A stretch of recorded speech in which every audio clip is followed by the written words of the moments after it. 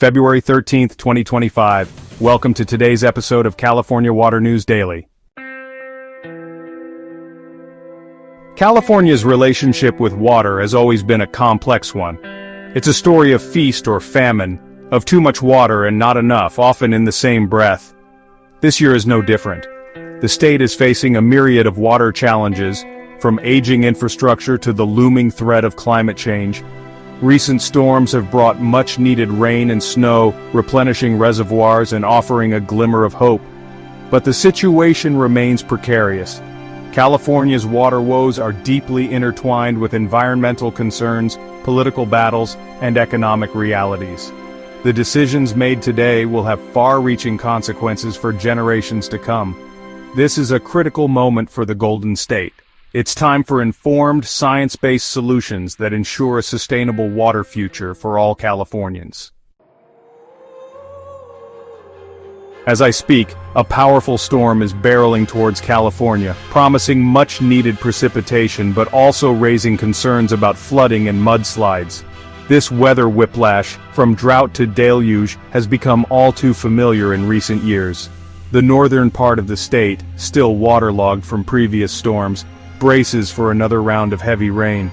The Sierra Nevada mountains, a critical source of water, are expecting several feet of snow.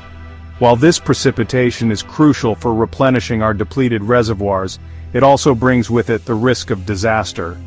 Saturated soils are prone to landslides, and burn scars from recent wildfires are particularly vulnerable to flash floods. The situation in Southern California is even more precarious. While the region desperately needs rain, the intensity of this storm could overwhelm drainage systems and lead to widespread flooding. This storm is a stark reminder of California's vulnerability to extreme weather events, a growing concern in our changing climate.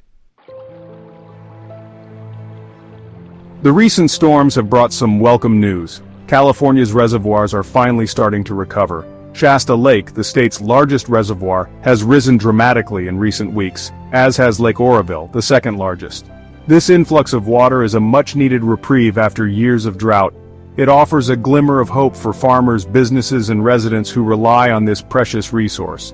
However, it's important to remember that one good year does not erase years of deficit. California's water system is complex and interconnected. It will take more than a few storms to fully recover from the prolonged drought. Moreover, climate change is expected to bring more extreme weather events, including more frequent and intense droughts. This means that California must find ways to conserve water, manage its existing supplies more effectively, and develop new sources of water for the future. California's vast network of levees plays a crucial role in protecting communities from flooding. These earthen embankments, many of them built decades ago, hold back the waters of rivers and canals, safeguarding homes, businesses, and farmland. But the recent storms have put a spotlight on the precarious state of these aging structures. The KVPR podcast highlighted the challenges facing California's levees, raising questions about their sustainability in the face of climate change and increased flooding risks. Maintaining and upgrading these levees is essential for protecting human life and property. However, it's a costly and complex undertaking. Many levees were not designed to withstand the more frequent and intense floods that are projected to occur in the coming years. Furthermore, levee failures can have devastating consequences, not only for the immediate area but also for downstream communities. California needs a comprehensive plan to assess the resilience of its levees and invest in necessary upgrades. Section 5. Recycled water, a tap we can't afford to ignore. As California grapples with its water woes, one solution is gaining increasing attention: recycled water. Once considered a novelty, recycled water is now recognized as a safe and reliable source of water for a variety of uses, from irrigation to industrial processes. In the Bay Area, a new proposal aims to further expand the use of recycled water by streamlining regulations and providing incentives for its adoption. This is a welcome development. For too long, California has relied heavily on imported water and groundwater, sources that are becoming increasingly unsustainable. Recycled water offers a drought-proof, locally sourced alternative that can help reduce our reliance on these stressed water sources. By investing in the infrastructure needed to treat and distribute recycled water, California can tap into a valuable resource and enhance its water security. Section 6, Proposition 4, Investing in a Resilient Future. In a sign that Californians are taking the state's water challenges seriously, voters overwhelmingly approved Proposition 4 in November 2024. This $10 billion bond measure provides funding for a wide range of water and environmental projects, including water storage, groundwater cleanup, and wildfire prevention. The governor's proposed spending plan allocates a significant portion of these funds to water programs and wildfire resilience efforts. This investment in water infrastructure and climate resilience is essential for California's future.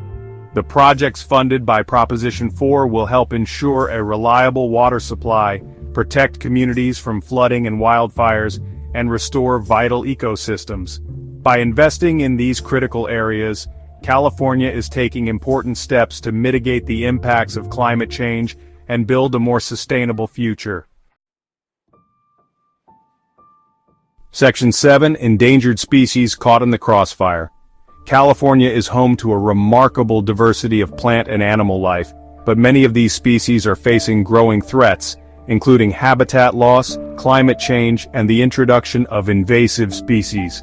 The Endangered Species Act has long been a cornerstone of conservation efforts, providing a safety net for species on the brink of extinction.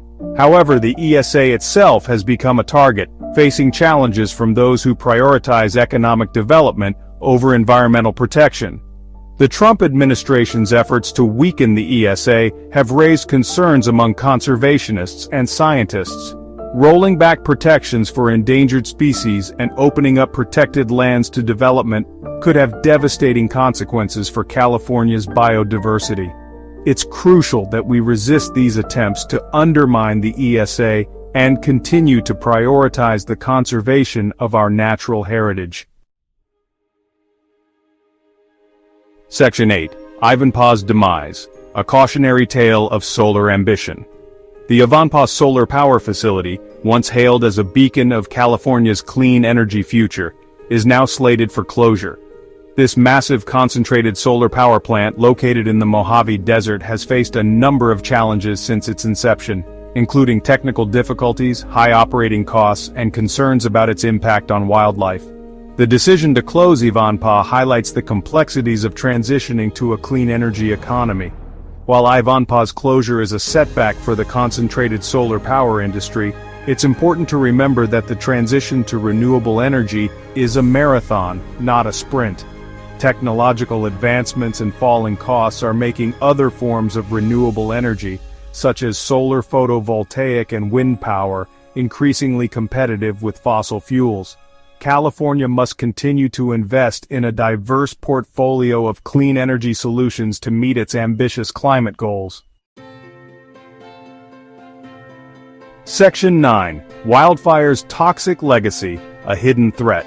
As if the immediate threat of wildfires wasn't enough, a new study has revealed a hidden danger: toxic heavy metals in wildfire suppressants.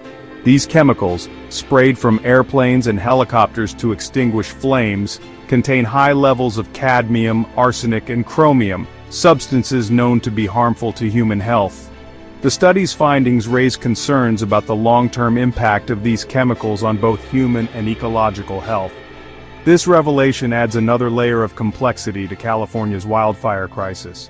While wildfire suppressants are essential for protecting lives and property, their potential toxicity cannot be ignored.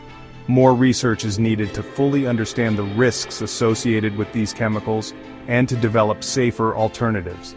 In the meantime, it's crucial that we minimize the use of wildfire suppressants in populated areas and explore other fire suppression methods, such as prescribed burns and forest thinning.